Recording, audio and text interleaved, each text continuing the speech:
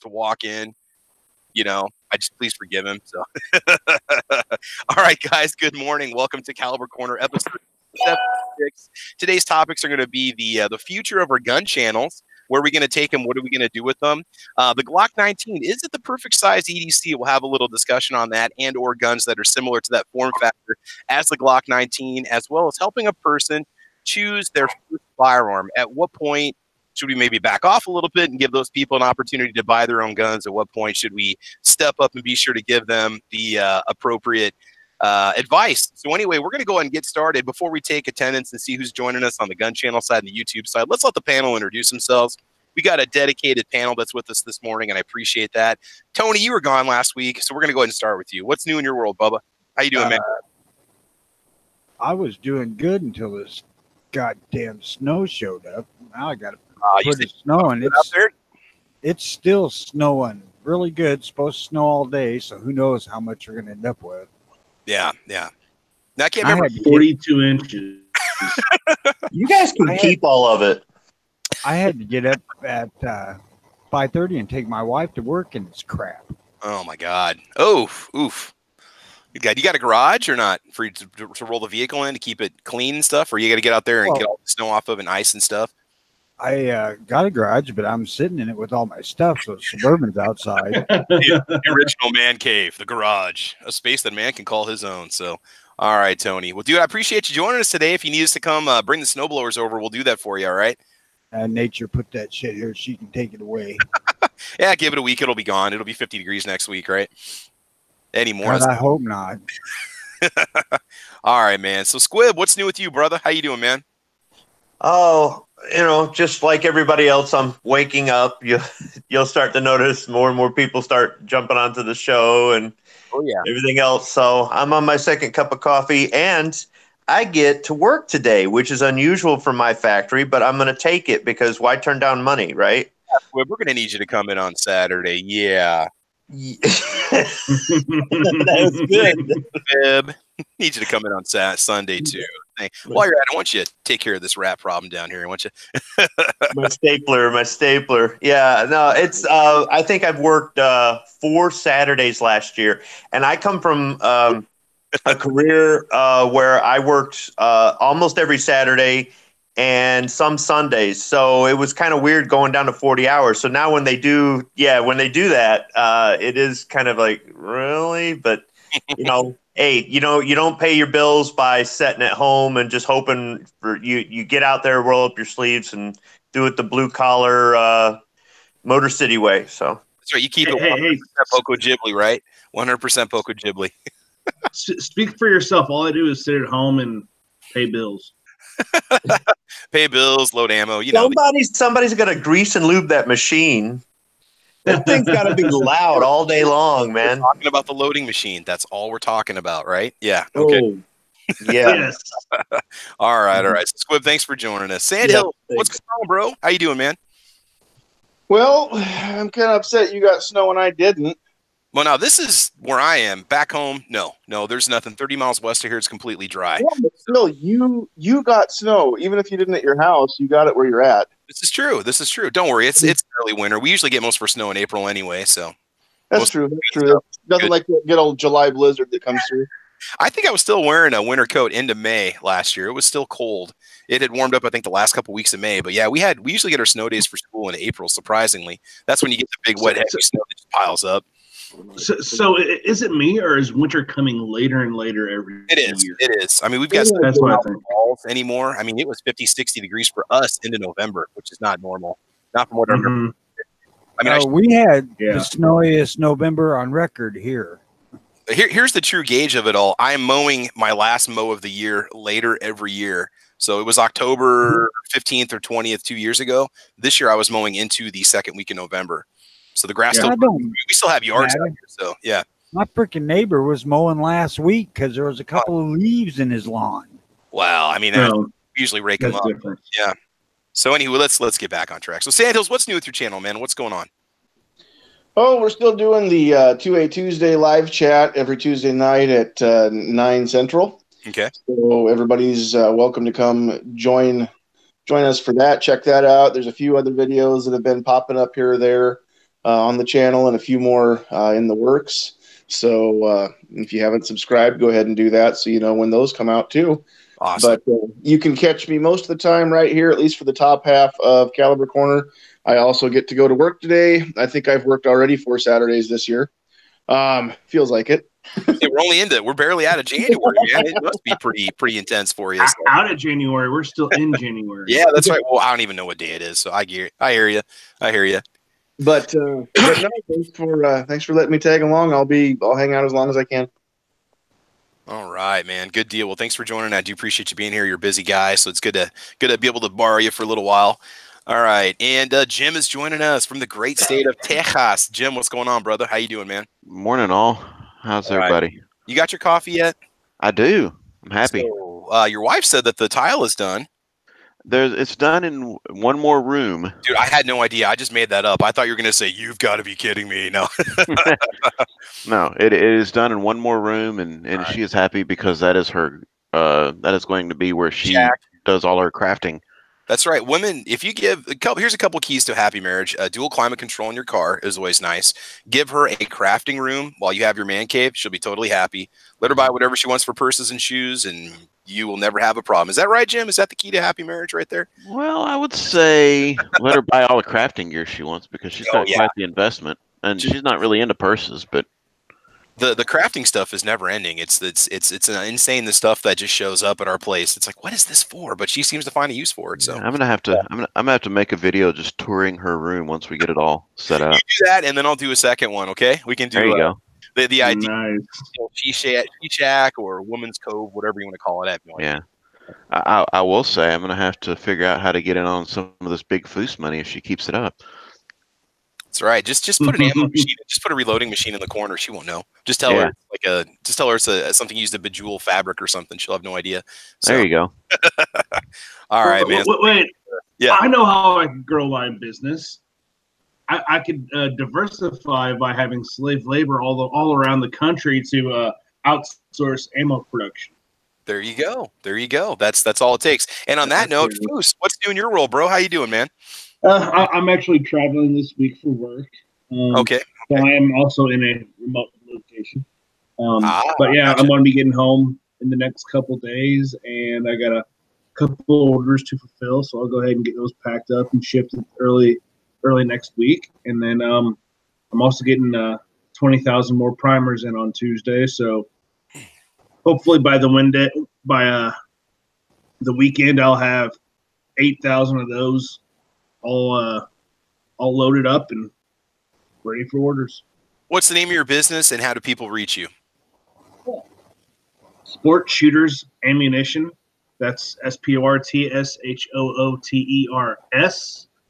ammunition@gmail.com. I'm also on Facebook and then SS Ammo on gun channels. Yeah, so Sport Shooters Ammunition. The first part of what you said got roboted out there. So Sports. Yes, yeah. No, I'm running Wi-Fi off my phone, so if I'm in and out, that's what it is. There's not very good reception here. Cool. So, and I'll be comparing your ammo with the ammo I normally shoot, just as kind of a I'll be running your ammo and then also my usual federal guns and I do in future tests just to show off how it runs. So, yeah, cool, good. And it's extremely soft shooting ammunition. It's surprising how much. What you could do with a little bit of a powder charge. Oh yeah.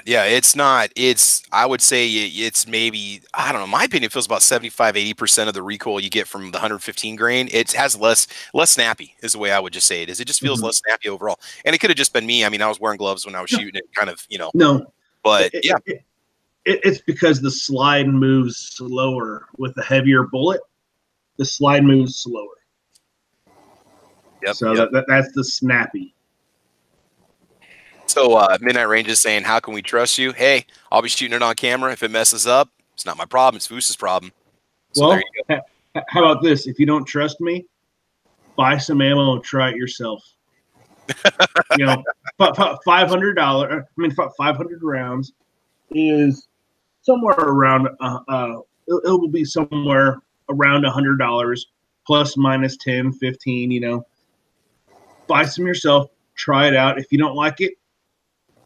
Now, I want to say Post it. If you don't like it, post a video, say something. If it doesn't run, and if it doesn't run and you don't like it, don't buy anymore. I was on AmmoSeek this morning, and you can get 115 grain for the same price you're charging, but that does not include shipping. So I can get from you delivered what the ammo alone would cost me for reloaded 125 grain from TNT Munitions. Was the only company I could find on AmmoSeek that has reloaded 125 grain brass.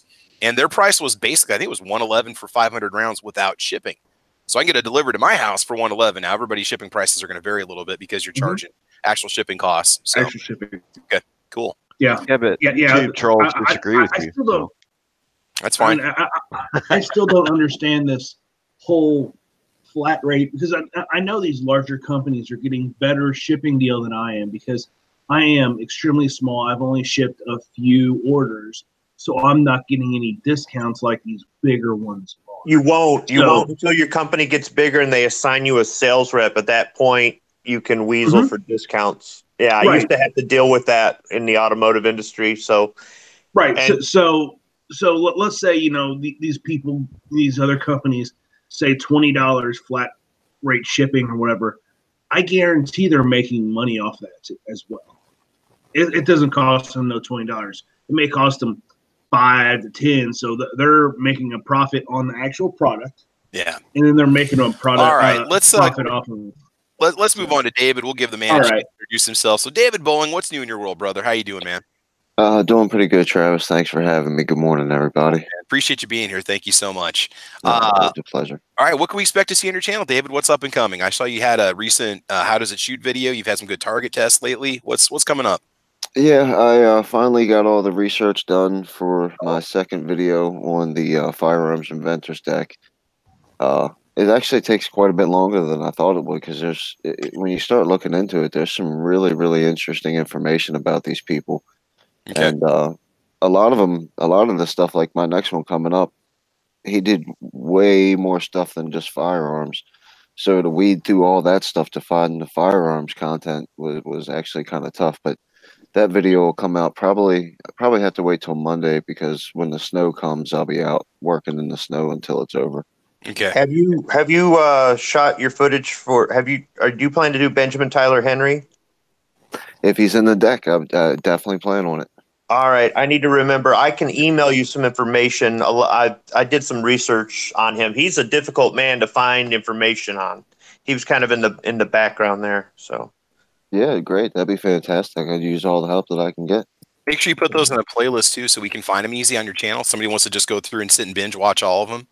All right, definitely. That's pretty cool, man. It's easier than doing the research myself. So, okay. Hey, Foos, is that the official mascot of SSA? Your new little kitty, is that Ammo Cat Jr.? Or is that the original? I've got my girl's called Ammo Cat. So, no, that is my friends that I'm staying at this weekend. It's her cats. I gotcha. Her cat. Okay, her cat. Yeah, my friend, her. Okay, I gotcha. Stan. It's my friend Billy. Okay. No, all right. It's one of her animals. All right, real quick. I run by here called Target. Oh my God, you're terrible. Okay, all right. So let's just see who's joining us. We got a huge, lively crowd over on the YouTube side right now. We got Poor Conservative joining in. We got Foos, Cam, Hootie Hoo in the house, Sketchy Roll, Drucifer, Tacos and French Fries chilling with us. Frank Hellman's with us. Anthony Lee, SS Pond. Good morning, Stan. Tacos and French Fries. Midnight Range is out there hollering up a storm right now. Squibload's with us there and here. Cadillac Jack, Blue Steel 44. Man, we got a lot of people awake this morning. Who else is out there? Cody Kelly's out there. Let's see. Hope I didn't miss anybody. Scott P79 might be out there. Cody Kelly. Ronald Robertson's with us. He says he's going to be his son's taking him out to breakfast this morning at IHOP in Norfolk, Nebraska. All right. Good deal, man. Omelet time. Get your omelet on. Tropical TV is with us. Boy, I wish I was in a tropical zone right now. Jim Burgess is out there and is in here. CB's out there. Good morning, sir. And can I just joining us? Yeah, what's up? Can I just say that when you're done at IHOP, you could run some stuff over to me since I'm in town? Yes, Sandhills. I would take a pancake. I'm just saying. How about some biscuits and gravy this morning, man? Oh, yeah, that'd be all right. I don't really care. Free food's better than food that I pay for. I don't care what it is. It's hard to go wrong at IHOP. Just don't do any free food online, okay? Just don't do that. So, yeah. Make sure you pay for it. Okay. Oh, God. All right. So let's go ahead and fire it up. Let's talk about the future of the gun channels real quick. Those of you that have gun content on here, I just want you guys to share maybe with where you want to take the channel, what you're going to do with it. I mean, YouTube has been eerily quiet about attacking the gun community from what I've seen recently, other than a lot of us just getting the limited or no ads slapped on our videos. I haven't really heard of any major channels getting strikes right now or anybody kind of getting pushed off or anything like that. So I don't know. It's kind of odd. But where do you guys maybe see yourselves taking your channels, or what platforms do you want to go over to? Because there's some really good ones out there. And the other question I have is, has Gunstreamer announced live streaming yet? Because Hank Strange said that Gunstreamer had a big announcement, and I don't know what it was. I didn't get a chance to watch this episode as I was driving. Can anybody chime in on that real quick about Gunstreamer? Does anybody know? No idea. No idea. Okay, they said they had a big announcement. Maybe you guys out there in the chat can chime in. Those of you that watch Hank Strange's podcast, I've been watching him for years. Let me know if you find out if Gun Channel or Gunstreamer's doing anything. So where do you guys want to see your channel? What are the thoughts? Well, first off, I don't have gun content on anything on there, but it's not just gun stuff. I mean, the music industry is getting, or not industry, the music channels are getting hit just as bad. Everybody's getting hit. Yeah. You know, we act a lot of times like they're just anti-2A. It's not that. Yeah. They're not entirely that. Yeah. Yeah, I mean, it is a lot of different channels, and they need to be able to diversify and look at other places. You know, things like Twitch is out there. We've got things like Gunstreamer. They're angry with the. Go ahead, please. I think my internet's really dying. But anyway, what I was saying is they're anti anybody with an opinion. Yeah, that doesn't agree with theirs. Really is where it is. And you know, luckily for us that are in the gun community or anybody else, I mean, UGEtube seems to feature videos on everything. I mean, I don't think they seem to turn anybody down, and a lot of us have our videos over there, and a lot of us have our videos on Gunstreamer. I mean, if I'm guilty of anything, it's probably not promoting the channel enough over there on that platform, making more exclusive content for those two platforms. And then also, you know, guntube.org does have live streaming. So those of you that maybe want to start doing your own firearms podcast or your own gun channels, your own gun video stuff, if you go over to guntube.org, which Night Strike runs, you know, we've got the options for the streaming, which is really nice, because who knows if we're ever going to lose our streaming rights, or if we get a strike against us and we can't do streaming, we got to go someplace else. So I'm pretty sure that the streaming Night Strike has all the kinks worked out. So again, for anybody listening, you know, we encourage you to start your own firearms channel and go out there but just be prepared to diversify. You might say, well, I'm going to be the next Hickok 45, or I'm going to be the next Demolition Ranch. Okay, you know, go for gold, do that, but understand at any time you could get struck down and lose your channel. We've had friends of ours lose their channels, and they've had to go on to a channel or get multiple strikes, and then they can't do anything for 90 days, you know? Well, wasn't it? Didn't Hickok have his channel blown away for like that was because of some maybe affiliate links or some advertising in his videos that didn't jive with his Google Plus settings. So Google pulled his channel or took it down. It wasn't because of the type of content. I remember specifically, he said it was an error in the Google Plus account. There was something on there that they were posting on Google Plus that Google Plus had policies against, which were more strict than YouTube, which is dumb because it's all the same company, but that's just their version of Facebook, basically, Google Plus. Right.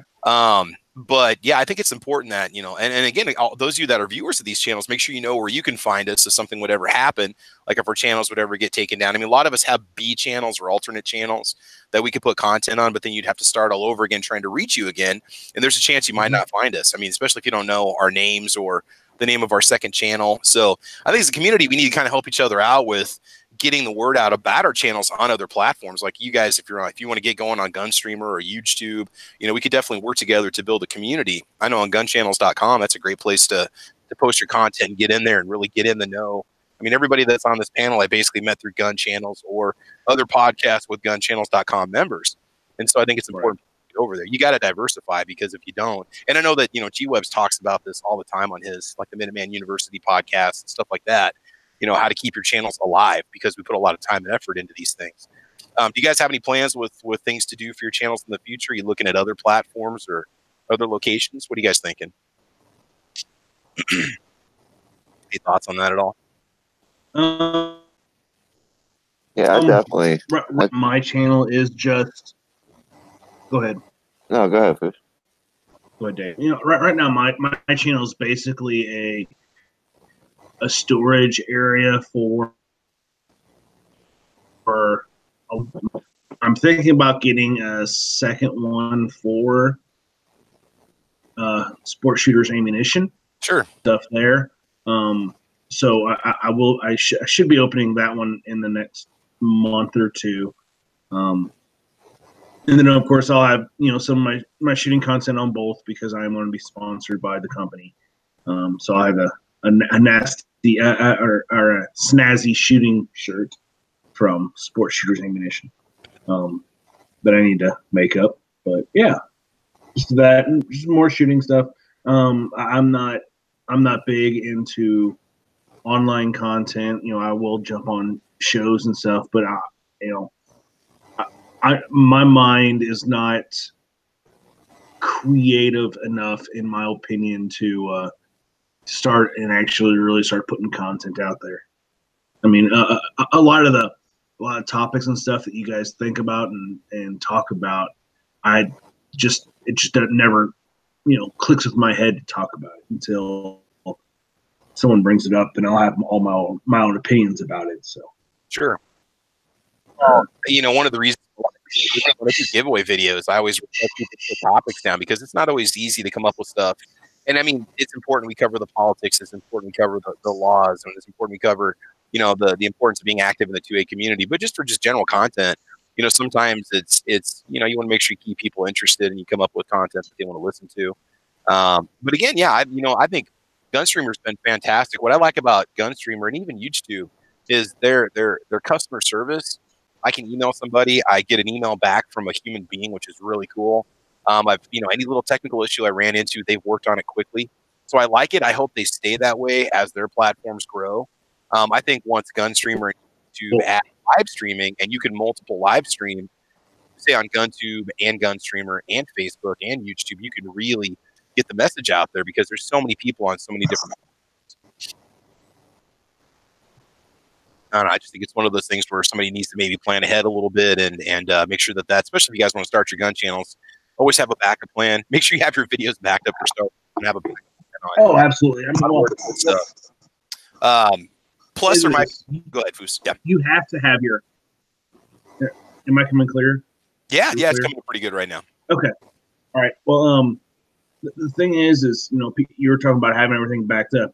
You have to upload your video from your computer anyway. Just don't delete it or have external hard drive and stuff like that. Just don't get rid of it. You know. So that's my 2 cents. Yeah. And another thing to consider is if you want to do the types of videos that YouTube doesn't like say, you know, 80% lower builds or a gun build or reloading. When I get into the process of reloading, which is going to happen this spring, I'm just going to be exclusively over on GunTube, Gunstreamer, and UGEtube because I want to show the steps of how I set the equipment up, how I do the reloading. I want to do some live streaming over on GunTube so you guys can join me and walk me through the whole process of how to reload ammo properly. You know, obviously I've been reading about it for months now. I like to think I know, but until I actually get that stuff, and you know, I'm not going to put reloading videos on YouTube because they don't want it. So, you know, I think that if you have certain kinds of content you want to show off, you got to be diversified enough to go to other places. And if you want to try to be that, have those 2 to 3 million subscribers on YouTube, and again, be the next Hickok, go ahead. Okay? I mean, you just get lucky and hit the right video, and you get a lot of subscribers. You know, if you do the right thing, shooting the pumpkin or whatever, having that range with 50 gongs in your backyard, you know, that kind of stuff. But I mean, but a lot of those guys just got lucky too at the same time. You think about both those channels, you know, they're not getting their money from YouTube. It's all sponsorships or Patreon or other stuff like that. No, if they're monetized, they are making money. They are making right, but the real money is in sponsorship. And the thing with sponsorship is it's a double-edged thing because you may get a sponsor who you really you think they do make a good product. You've been using their stuff for years. You would use them whether they paid you or not, whatever it is. But at a certain point, if that sponsor says jump, you're going to jump because you got that house payment to make. You know what I mean? Yeah. So it's not an easy thing. So somebody who thinks they're going to get into this and make it big, it's not impossible, but it's not easy to make it big and not sell your soul some. Well, the thing is with Hickok, he is a retired teacher. His house was bought and paid, but probably bought and paid for before, the YouTube thing. And with Demolition Ranch, he's a vet too, so they have outside lives, and then the whole YouTube thing is on the side. A side gig may take as much or longer than their other job, but I bet you that other job pays for their way of life. Oh yeah, definitely. You can find a balance where you can work a 9 to 5 that pays the bills no matter what, and you can get your health insurance and everything else off that, and supplement your income with it.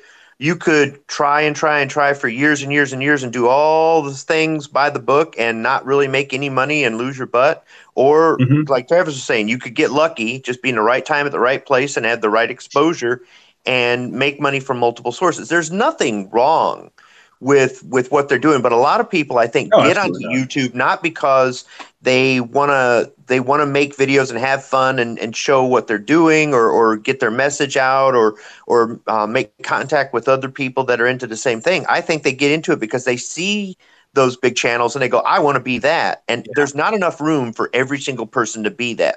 And I think some people get themselves disappointed and they get to a point where they're willing to maybe do some things that they wouldn't normally do to try to get. It's kind of like making it big in Hollywood, right? I mean, it's make you or break you. And this isn't Hollywood, I realize that, but it's poor man. It could become poor man's Hollywood. That's why on my first video I said I'm not here to make money or get famous. I do it for fun. That's why if I get somebody who makes a critical remark about one of my videos, I usually don't care.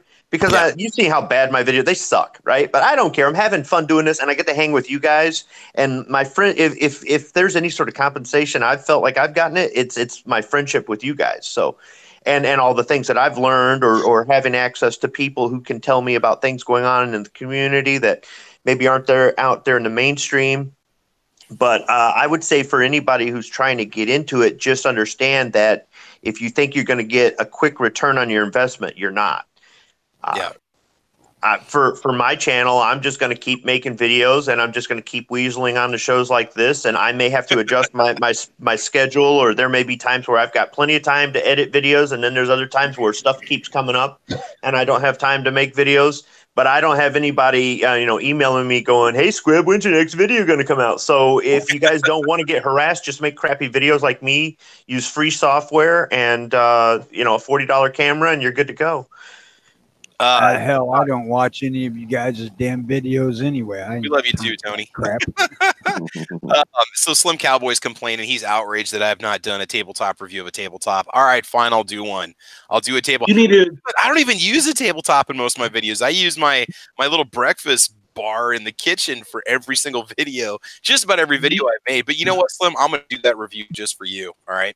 You need to do a tabletop at a range. Tabletop on a tabletop? Yeah, don't just do like a kitchen tabletop. Go to some unique place and do. Hey, there's the top of a table right there. Here's the sacrificial altar, which with that I have on the middle definitely of the do you should definitely do a tabletop review of a range bench. Yeah, sure. Yeah.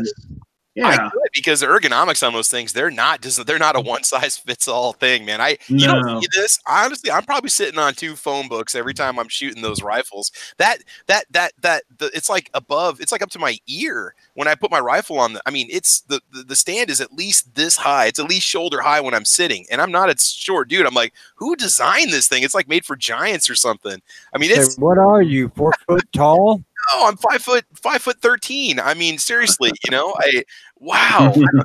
No, it's 6 foot. For those of you that go, this guy's dumbass. He doesn't know 5 foot. Okay, 6'1". Anyway, so yeah, okay, maybe we'll do like the tabletop review of the shooting bench, right? We've got nice ones at my range, but man, they're just like ginormous. And if you take a lead sled out there, you got to prop yourself up on something. And Anyway, so all right. So I think that's the idea. The idea that what's that?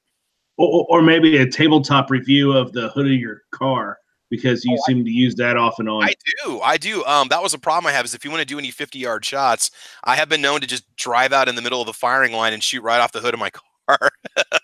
I had to do that a couple times on some rifles because I could not connect on paper at 100 yards. I take a huge sheet of paper with me and put that up on the board, and then I shoot at it and I see where the shots go. So I have an idea where these shots are going, and I couldn't even connect when I took the Burris Eliminator 3 on the Ruger Precision Rifle out.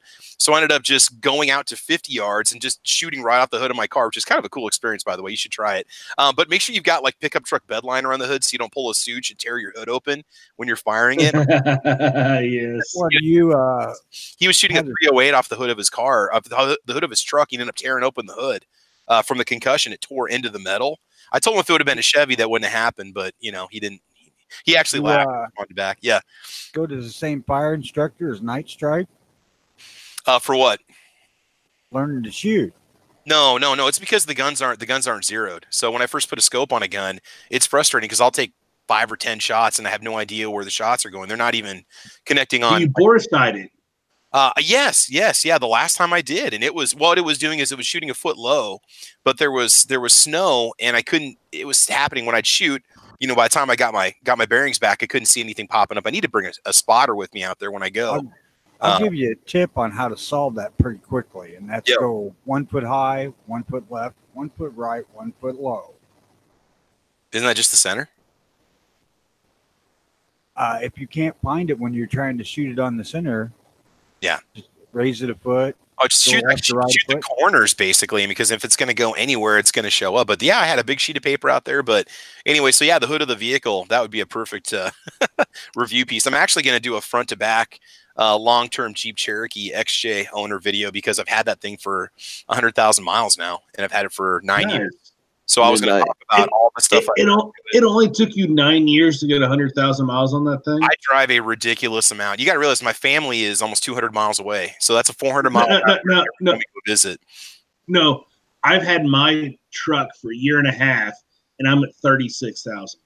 But don't you travel a lot for your job? I mean, I live 4 blocks away from my job, so that's kind of the difference. Well, my job is 3.5 miles away. Oh, but But you have competition though too, and I don't do competition. Yeah, like that's true. You got a lot of. I mean, okay, I've got the 400 mile, and I'm doing over 10,000 miles a year on that thing, and thank God it still runs. But yeah.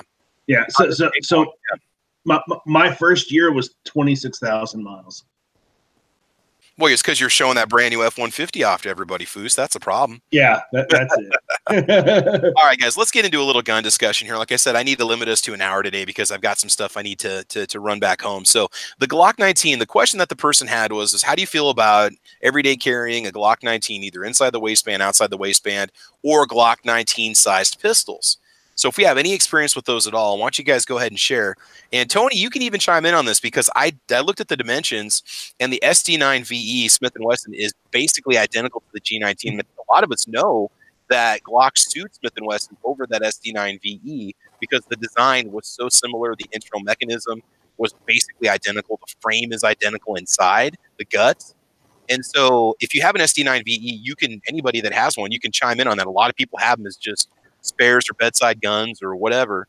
So I carry it every damn day, appendix style IWB. It ain't a problem. And look at this, Sandhills. So is that your Glock 19, Sandhills? Maybe.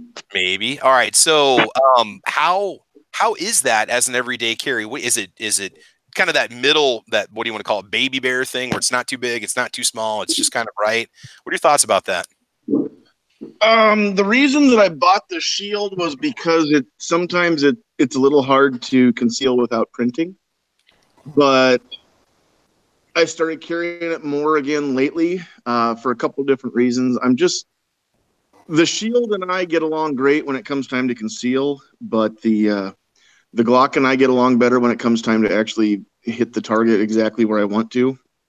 You know, I'm still shooting a little bit off with my shield. And I don't know if I just need to get a sight pusher and try and move the rear sight because I'm kind of consistent. So I think I could probably zero it a little bit if I move the sight. Are you pulling left or are you shooting left and low? Either left and low. Well, the thing shoots low anyway. You just have to bury your target in your sights. But I am shooting left, but I'm consistently left every time. So try putting a little more finger on the trigger. Have you tried almost putting it on the first bend? Because that's what I did, and that pulled the gun back to the right for me. I was just like, that's all it took was moving my finger placement on the trigger. Because you tend to push when you pull the trigger. Yeah, I have a little bit, but the thing is, if I just draw and fire and I'm not thinking, then I revert right back to where it's comfortable. And so if that's the case, I'd rather move my sight than my finger because I might not remember. That's a good point. So whenever you grab a gun and you fire it, you want the trigger to be, your finger to be on the trigger the same for every gun. So because, just like what he said, you're not going to think about it. So you want that gun fitment the same for every gun. So I will say that the 19 size guns fine for IWB carry for somebody who doesn't have the tactical kegger just above their waistline. Now, we got some good feedback coming in on the YouTube side. Blue Seal 44 saying the P229 without the rail. Yeah, I've got the P229 concealed carry model. The HK USP compact is the good one, and the P320 because we said you can get that medium compact grip on it, and it's thicker than a G19, but the actual form factor, the amount of length of that grip, one of the most important parts to conceal, that is basically the same length as the Glock 19. So, there's that medium. That's right. A lot of people are saying, hey, that's the original compact frame. That's the original compact, concealed carry pistol, right? So I think it would be a good carry version. Obviously, as a person, you might want to try a few different models before you decide to buy them. Foos, we were talking about some of the CZs. A couple recommendations. For somebody who wants to try something not a Glock. What are some other options out there? So I carry a steel framed CZ PO1, or it's a compact. Sorry, mine is a 75 compact. It is 14+1. It's right around the same size. I choose the steel frame because that's what my hand is used to. Yeah. PO1 is an alloy, so it will be lighter. The PO7, which is the polymer frame, it's a little bit bigger of a gun, in my opinion. So it's like between a 19 and 17 size. But yeah, I mean, your PO1s, that's your aluminum alloy. Your compacts is steel frame. So I mean, I'm carrying around a little bit of heft, but I'm used to it. I want to just throw these out there to you guys, and you can tell me what you think. I looked around a little bit in the forums for competitors to the Glock 19. So these are some ideas for those of you that might be thinking about getting kind of that mid-size, mild subcompact pistol. Here's some recommendations, and if you guys have any experience with these, go ahead and share. I know I have. Recommendations include the CZ P07, the CZ P10C, the SIG P320, the Walther PPQ. Some of these might be bigger. The Steyr M series. What else was it? There's a really good list posted out there. I did have an FNS 9C, which I loved, but it was just a little bit thick to conceal. Yeah, so you've got a lot of different options out there. The MP Shield 2.0 C will be another good one too to check out. So yeah, I think there's a lot of good. Oh, here's the list right here I was looking for. And again, those 19s, if you go out there, you can probably find yourself a good deal on a Gen 3, especially people that are California residents. I think there's Gen 3 and Gen 4 Glock 19s on the roster, so you can buy it. Here's the list. Okay, we also have the IWI Jericho 941. I don't know if that's maybe the Baby Eagle is what they call it. Lionheart H9, Ruger SR9C, the 220, 229, 320 Compact, Steyr CA1, Walther Creed. I would say that's almost more like a G17 size. Oh, David, the Ruger Security 9, right? And the Walther PPQ M2. So those would be all models to look into to test to see if you would like them. David, you have a holster for your Security 9? No, I didn't get a holster. It didn't come with one, and living in the wonderful state of Maryland, it's kind of a moot point to go get one. I understand. But if you've ever handled one, now, David, have you ever handled the Glock 19 before? Have you ever had a chance to hold in the store? Not the Glock 19. No, I've messed with a couple of different Glocks, but I don't know which kind they were. Just people at the range have one that shoot it, stuff like that.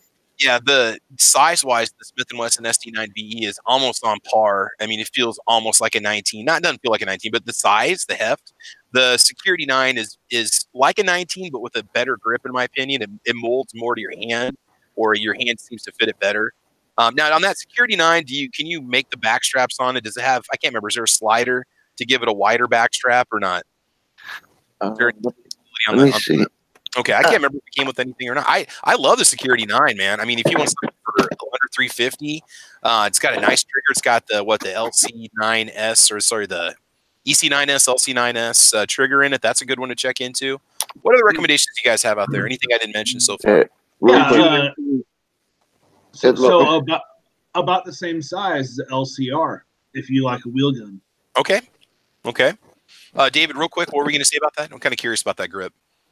It looks like you can replace the back of it. Yep, the back of the grip will come off. Ruger does that with a lot of their guns. No, as a matter of fact, no, it doesn't. SR9, SR40, you have that option for a thicker, thinner backstrap. Well, the SR series has an extremely thin grip, side to side. Like I bought one for an ex of mine many years ago, and the reason I got it for her is that was the only one that she could actually grab, since the grip was so your thin. circumference is so small. If you have smaller hands, you can easily get your hands around and get a good grip on it, even with one hand. You know, the 9E is the same idea. Yeah. With the Security 9, the actual grip, you can't change the actual grip. Yeah. But if you drop the magazine, you can add a little extender to the back of the magazine. Okay. Like if you've got a 15-round mag or something like that. So you can't actually change the grips on the Security 9. The SR40 I have, and it came with one grip that you pull off and you can just flip over and make it bigger or smaller. Yeah. And I use it on the smaller side. It feels a lot more comfortable in my hand that way. So another part of their marketing for the SR9 was the grip is what it is. They didn't up the cost by putting extra back straps in it. But speaking of, go ahead, Tony. No, the SR9. I thought you that did come with replaceable back straps. You just flip it around. No, the SR9. Yes, that's right. The Security 9 is basically a large LCP2. Yeah. Yeah, it basically has the same trigger mechanism as the LCP2, right? Has anybody mentioned the MNP 2.0 compact yet? Yeah. I just kind of threw that in the list, but that is a direct competitor. Well, that's what everybody keeps saying in the forums that I was looking up. Price-wise, you're going to get it for less than, what are those, 400, 350? Glock, and I think you get one extra round in the magazine if you're in a state that allows such things. Hey, guys, I got a phone call. Can you keep this conversation going for a sec? I got an important one I got to take real quick, and I'll be right back, okay? All right. So, who wants to get him a strike on his channel? Start sharing something. No, but we gotta watch a movie or something. Of course, someone could screen share his chat and get a strike on for copyrighting his own stuff. No, I've actually had that happen. A PX4 Storm is good. What else? What else is in that same range? Oh, I'll tell you what, there's nothing on earth wrong with the SD9VE. Oh, no. Not at all. Is it the same dimensions roughly as a Glock 19, or is it closer to a 17 size? No, it's almost duplicate of 19. Okay. I've only shot one. I can't remember the dimensions of that. What about if we go a little bit older school? I know people are out in the chat mentioning the TH9 and TH40, but what about like the PT 24/7 from Taurus, some of those older Taurus autos? I had a 24/7. It wasn't a bad little gun. Do you guys carry? I was going to say something about Taurus as well. Do you guys carry the compact firearms because they're just easier to conceal, they're lighter and stuff like that, or do you enjoy the way that they fire? Because I've noticed a lot of times with the smaller, like compact guns, that not firearms instructor will use to as his daily carry firearms. They're a lot harder to fire than, you know, a mid-size or a full size. So you have shorter sight radius, so that brings off accuracy a little bit. But, you know, just because your skill, not the mechanical accuracy. But the gun is smaller, so it soaks up less recoil because it's smaller and lighter. The reason the reason I carry a compact is because the grip is the hardest thing to conceal, and the grip is shorter in compacts. That's why I carry one. That's the biggest reason why I don't have a Glock 17, because I wouldn't carry a 17.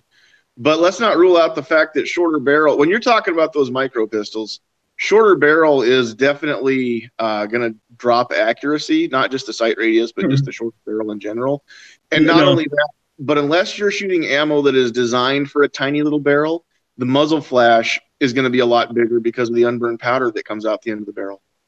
So go ahead. Having a shorter barrel, as long as it's enough to get the bullet stabilized, the mechanical accuracy is no different. Because as long as that bullet could be stabilized, that round is going to go the exact same spot that a longer barrel will. It's always been told to me that every gun out there is more accurate than the guy holding it.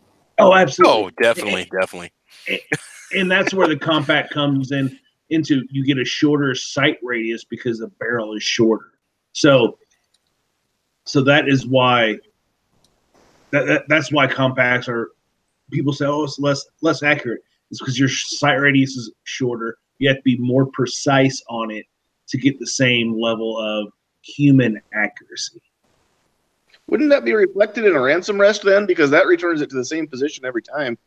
And yet accuracy still suffers on those shorter barreled guns every time people put them in a ransom rest.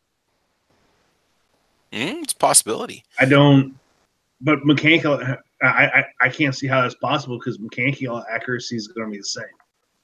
Unless it's just one of those situations where it's not stabilizing the bullet enough. Well, and it could just be the fact that the rifling isn't twisted fast enough too in those shorter barrels.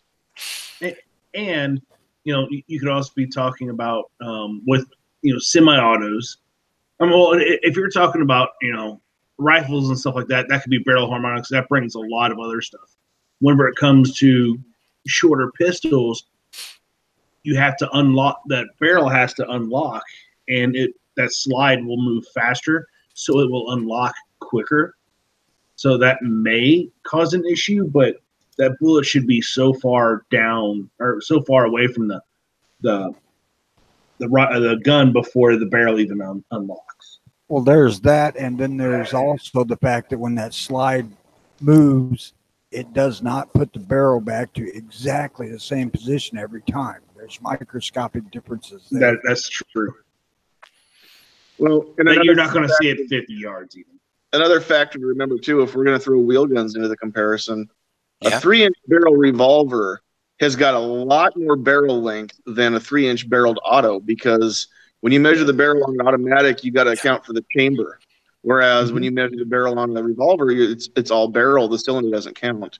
So I'm looking at your cartridge length basically, and your forcing cone. That length doesn't count in my 4-inch barreled Glock. Yeah, if you think about what the actual barrel length is on like this SD9, it's like 2 3/4. Yeah. There's another recommendation coming from out there in the chats on the YouTube side. Somebody said, have you ever fired a Beretta PX4 Storm? Yes and no. I did own a Stoeger Cougar for a very long time, and I know that some of the design elements of that gun went into the PX4 Storm, the rotating barrel. I had one in 40, and I would easily pick up a Storm. I know they make a Storm compact, like a subcompact. There's a couple. I don't follow that series very closely, but they are, in my opinion, I think the Beretta CX4s, they've been around long enough, but enough people sing praises about them. I would trust my life to one if I bought one. You guys have any experience with the Storms at all, the PX4s? No, I haven't. No, that rotating barrel is kind of cool. I was kind of always worried about maybe the cam wearing out on it, because I shot the heck out of my Cougar in 40, and it was an awesome gun, man. We're great. I think it's the same as a barrel linkage in a 1911. You still have that. So the barrel actually rotates it actually physically pulls. It goes clockwise to counter the. I don't know. It's right. You have to watch the mechanism, but yeah. Right, but I'm saying that there's moving parts. It's like having your barrel linkage, underneath the 1911. You still have those moving parts. So if you think one is, you're worried about wear on one, you should be worried about wear on both of them. Oh, and yeah, most definitely. Don't unless they, are sitting there shooting hundreds of thousands around. Then you're all these, like the Glock type stuff. It's all got moving parts that are rubbing together. I mean. It's I don't know, on the Cougar it was a little bit different. It was almost like the barrel would rotate inside like a channel, almost like an AK bolt carrier group. It would actually rotate in about 1/4 of an inch every time you pulled the trigger, and you would start to see some wear on the lugs that go in that channel. But it was also supposed to seat the bullet better before you pull the trigger, so that it keeps the bullet more stabilized as it leaves. And Stoeger Cougar, if you guys ever can find one, it's basically a Turkish-made version, which I don't condone buying Turkish-made guns, but this was back in the day, right? They were Turkish-made Beretta Cougars that were made on Beretta machining and tooling that Stoeger bought and put it in Turkey so they can make the gun for under $700. They are $350, $400 brand new. The Stoeger Cougars are. I highly recommend them. They make them in a 45-9 and a 40, and some of them have rails and some of them don't. Those are bigger. Those are going to be kind of between a Glock 17 and a Glock 19. The other thing too, real quick about the Glock 19, if you're considering buying one, maybe think about getting maybe a Gen 3 or Gen 4 police trade-in where you can pick one up for $299. Take it home, clean it up, maybe replace the guide rod spring with it, the guide rod and the spring with it, and you'd have yourself a nice daily carry that's going to maybe have some night sights on it, possibly some Talon grips or something. So if I was going to get a 19, I would probably just buy a police trade-in because you can pick them up so cheap. Nothing against buying a brand new one, but yeah. I want to toss something out there about basically the Glock and why I don't like them. When you're looking at handguns for your carry gun, I kind of jokingly say, check it out with your eyes closed. But what I'm getting at is to check out how your hand lines the gun to your eye. If you have to move from your natural holding position because the Glock grips a funny angle, then that may not be the gun for you. And that's why I carry the Smith, because it fits my hand. Yeah. Oh, yeah. That SD9 is, yeah. But if you start shooting guns with the Glock, you would already be accustomed to that angle. Right. And that's it's exactly a training scar. It's all a training scar. So you could take and you could grab any gun, and if you train with it, it'll eventually feel natural. Yeah. That's the experience. The opposite of what Tony just said is my experience with the Glock 19. When I close my eyes and I line that out on a specific point, and I open my eyes, I don't have to tilt my wrist back and forth. It's already lined up right, which could be because I've been shooting this longer than anything else. But yeah, I see where you're coming from. If you're used to it, it's great, and if you're not, then what you're used to is great. That's not hacking on the Glock, because that's just, Glock is what it is. That's the main complaint I hear people saying about Glocks is the grip angle. It doesn't agree with them, and again, it's just And a lot of the people who have that complaint are either 1911 people or M9 people. Yep. Because that's what they're used to. We're going to move on to the last topic because, unfortunately, I'm time constrained with today's episode. I apologize. So if you were to help somebody pick out their first defensive firearm, what kind of advice, and again, these are all viewer requested topics for today, what advice would you give somebody that might be a gun person that needs to help somebody buy their first gun? What would you tell them? I just said it. Yeah, there you go. Well, when you take them to the store, no, I'm saying, should you have any kind of a bias towards a particular brand or certain caliber or certain frame? Where would you guys start with somebody? If you got to take them, Tony, you're going to take, say your sister-in-law to the gun store. She wants a handgun. What do? Handle as many as possible until you find one that fits your hand. Okay. Don't worry about the other stuff at first. What about slide actuation? Do you need to worry about revolver versus semi-auto? Well, once you find the gun that fits your hand, then you see if you can work it. If you can't, you got to move on. Okay. So handle the guns as much as possible. Then make sure they can operate the action safely. What else? Keep it simple, stupid. My opinion is start with 9, because you could get light loads, you can heavy loads, you can do reduce recoil, self-defense loads. Yeah, yeah. And then go research and see what shooting range, indoor shooting range, will allow you to rent firearms. Go out there, like the one around me, you rent a caliber, and then you buy all the ammo from them. You rent a caliber, you rent a lane. If you want to put 500 rounds through a gun or 2 rounds through a gun, that's fine. You just say, okay, I'm done with this. Give me that one in a 9. And you could shoot 10, 12, 13 guns and figure out what that person likes. And then, write down or note what they like just by what their feedback is. And then out of those 10, 15, 20 or whatever guns that they shoot, pick 2, 3, or 4 and go back with just those and put more rounds down those. So you kind of narrow down what that individual likes and dislikes. Let them decide. I will point someone towards a caliber. I could point someone towards individual brands because of quality of firearms, but I will never say, oh, you're looking for something? Here is a Glock. Here's a CZ. No, let them decide. Yeah. I would offer 2 bits of advice to anybody who's looking for their first gun, especially if it's a defensive gun. Number 1, small hands do not necessarily equal small gun. My wife found that out. She doesn't have big hands, but she shot the PPQ way better than she shot like a Glock 42 or any of that. She didn't shoot the M9 well, though. So find something. I mean, there's no way to know just picking it up and handling it in a store until you shoot it. There's no way to know what actually shoots better. That's the first advice. The second advice, if you walk into a gun store, no matter how much or how little you know about guns, and the person selling the guns says, okay, this is the gun this is the one for you. This particular gun is the only one you should start with. You should run away screaming from that person. Do not buy from that person. One thing I want to just kind of throw out there is that I'm changing my mind on the 9mm starting point because 380 has come around really well.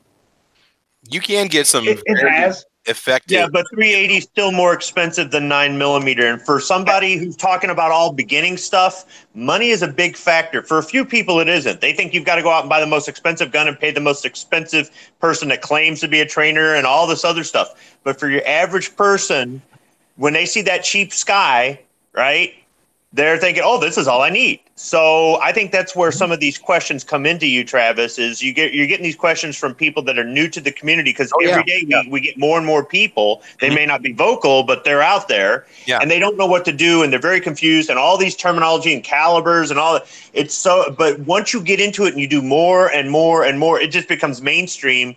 And sometimes it's hard to answer these questions because you don't know what their finances are. You don't know how many gun stores are in their area. Are they willing to travel? Do they have any friends that shoot? Do they?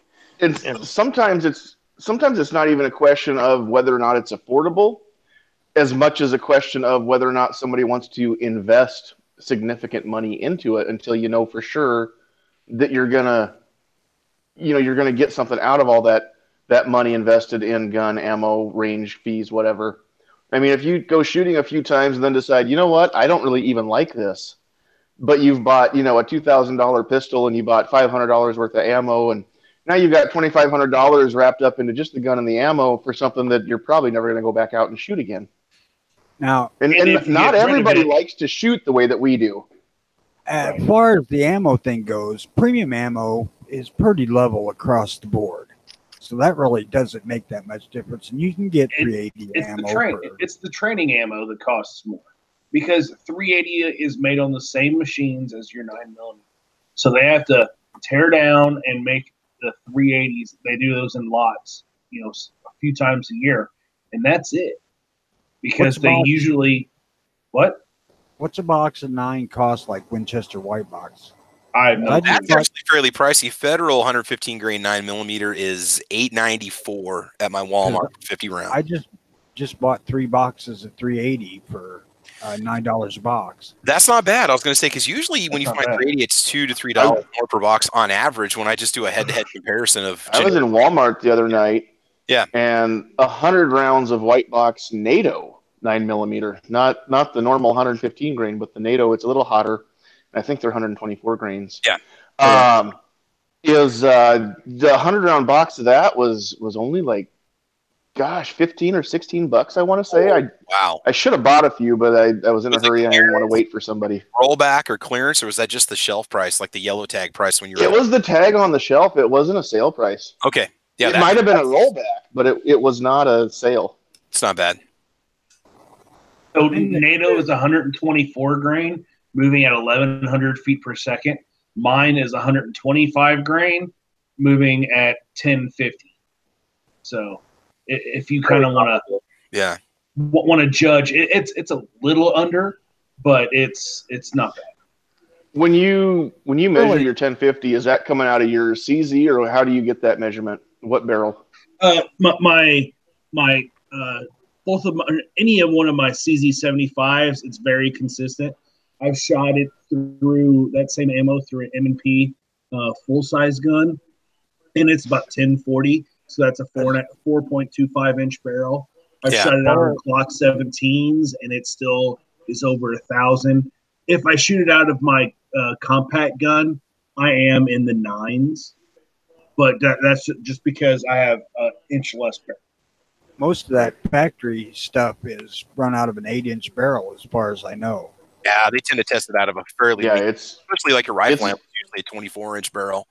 It's hard to duplicate factory muzzle velocities that are stamped on the box in real world scenarios. So a buddy of mine put my ammo through his PCC, and it was running almost 14 out of it. Oh. Something else too is that, but it's a 16-inch barrel. Yeah, you do gain some velocity then, don't you? Yeah. Mm-hmm. A lot of people out there, especially the sister-in-laws and whatnot, are not going to shoot the volume of ammo that makes it that big of a deal. No. Yeah. Hey, guys, I do have to shut her down. I need to hit the road, so I want to go ahead and just I'm sorry to have to just make it abrupt like this. We can continue the discussion next week, and next week we won't be time restrained. We can just have a marathon if you guys want to. But, guys, I do want to thank everybody for joining us on Caliber Corner, episode number 66. Make sure you check out Sports Shooters Ammunition over on Facebook. Let's give Foos a little bit of support. Otherwise, I'm going to let you guys go ahead and just say a few final words before we go. Go ahead, just Tony. Leave it go, and we don't need you here. Oh, we can do that too. I can go ahead and drop out. I'm going to leave it unsupervised. Watch it. I'll get a strike the next day because. If you quote unquote leave, they'll shut down after a few minutes. Yeah, I can't just walk away. Unfortunately, I got to take this computer with me. So, but Tony, you want to say a few words before we go ahead and call it? I think we covered the topics at least at a minimum for people for today. What do you think, man? One last thing on the carrying of the compact, which really don't strike me as a compact. The soft holsters work really well. Okay. Because there's not that hard plastic inside your belt or waistline to give you problems. Okay. Yeah, but it's not as secure as the hard plastic. In my opinion. Oh, shots fired. I'll guarantee you won't get mine out unless you unsnap the snap. Oh, well, okay, yeah. So if you had retention like that, yeah, never mind. I'm like, man, Tony, Foos will meet you outside. Okay, so Squib, man, anything you want to say before we call, bud? Nah, have a good day. All right, thank you, man. Appreciate it. Sandhill, what about you? A couple things. Thanks for the invite. Always a pleasure. I actually got to hang out for the whole chat this time, even though I'm at work right now. Well, I hate to cut it short, but yeah. That's okay. I just want to invite everybody over to check out my channel too. Again, Tuesday nights, 9 Central for 2A Tuesday. But just go see everything that's up there. And I encourage people to go back and dig through the older videos because some of those aren't getting a whole lot of love. But I need to go back and refresh some of them because they're not too bad. And I might be editing a few and maybe making them a little bit. re-releasing them maybe here in the near future. I may be going ahead and getting that software that you and I were playing with. Yeah. The one that you use. I think I'm just going to go ahead and buy that before the 15th and get it all done. But then last but not least, Ronald Robertson, if you're still listening, I'm not going to name it on the air, but there's only one cell phone store west of the hospital in Norfolk. So come hang out. Bring me something from IHOP if you want to. Otherwise, just come say hi. I'll be here till 4 o'clock. It's always fun to meet somebody else that hangs out with us on gun channels and on the YouTube side. So that's awesome. So I'm out here. I want to say that I want to try to hit your Tuesday show if I ever happen to get struck by insomnia, but it's way past my bedtime usually. You know, I send a lot of people links, and I think you get them, don't you? Yes. Okay, so I send a lot of people links, and typically what I end up doing is it's the first 9 people that get in, and if somebody drops out later, then there's room for more people. But until Google changes it to where we can put more than 10 people in a hangout, I mean, it's just first come, first serve. Yeah. We do have some fun stuff. I think coming up here this week. We're gonna try and do 2 different topics this week. One of them is about The View, the show on TV with all the harpies that sit around. Yeah, we're gonna talk about that. So there's a little teaser. There you go. I just want to support as many of these as I can. And cool. Especially when these people start trying to build this stuff up, I seem to attract attention for some damn reason. There you go. It's your lovable personality, Tony. That's what it's all about, man. Lovable personality. Yeah, all right. Jim, anything you want to say before we call, buddy? Shall not pee in fridge. Shall not pee in fridge. Exactly. Don't ever pee in fridge unless it's not your own. So, all right, man. Foos, any final words before we go, man? Nope. Just maybe making another sale. Let's keep it rolling. The more I sell, the higher volumes I could buy in, then my prices will drop to consumers. Good. So right now I'm starting how many other ammo companies are doing that? Nobody. Yeah, right now I'm starting at $9 a box for 50. If I could get that down, if I could save 2 cents a round, it'll be $8 a box. So I have a set price of what I want to profit off each round. Mm-hmm. If that starts to grow, I will shrink it back down to that profit. So, if I could buy in bulk, which I can, up to a point, I can't go out and buy 500,000 bullets or something like that. Like I talked to Fiocchi, which isn't very far away, and I could definitely get dealer pricing through them, but I would have to buy 1.2 million primers to be able to get that pricing. So I can't drop $20,000-$30,000 on primers right now. So hey, I wish I could, but have you tried to ship anything to Illinois yet? I have not. Well, it might be a learning experience this weekend, man. Well, legally, we're not allowed to buy ammo without void cards, so you're not. So technically, if anybody comes at you from Illinois, you need to get a photo stat of their void card sent to you.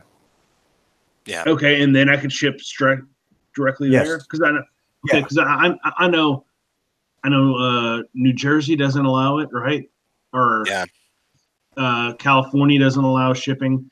There are several other states out there that don't allow shipping, which I really need to look in there. Right now I haven't been shipping to people that I really don't know. It's been gun channels and people I know. So I kind of trust them. I really need to get a list of states of where I can and cannot ship. Yeah. All right. David, anything before we go, brother? Yeah, check out gunstreamer.com. Check out guntube.org. Check out gunchannels.com.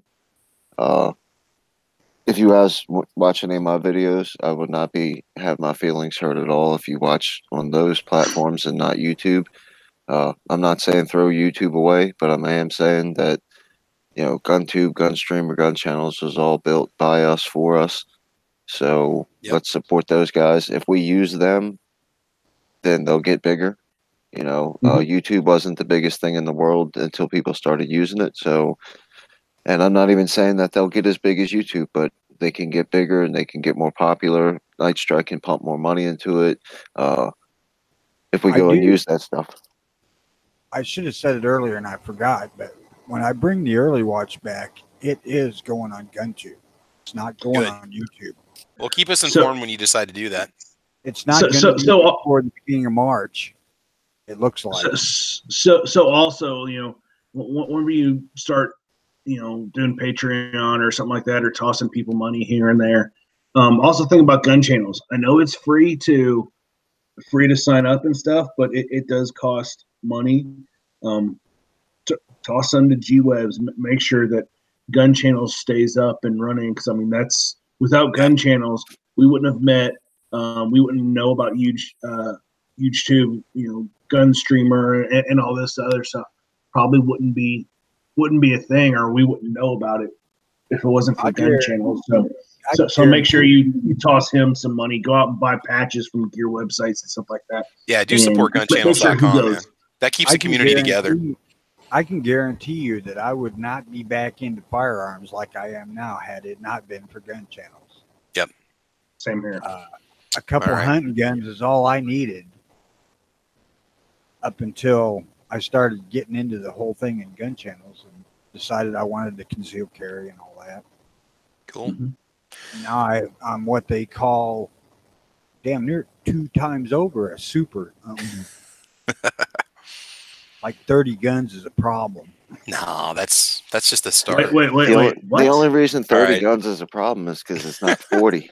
Exactly.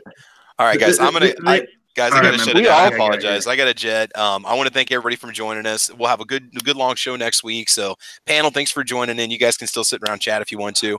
Everybody on the YouTube side, thanks for joining in. Everybody on the Gun Channel side, thanks for joining in. Support guntube.org. This is episode number 76. Guys, we'll see you next Saturday at 8 a.m. Central Time. Everybody, thanks for joining in, and we will talk to you soon. Okay. All right. Take care, guys. Good Ghibli. Felicia. Guys. Adios, Felicia. That's been Have a good day, everybody. Te amo, Felicia. Te amo, Felicia.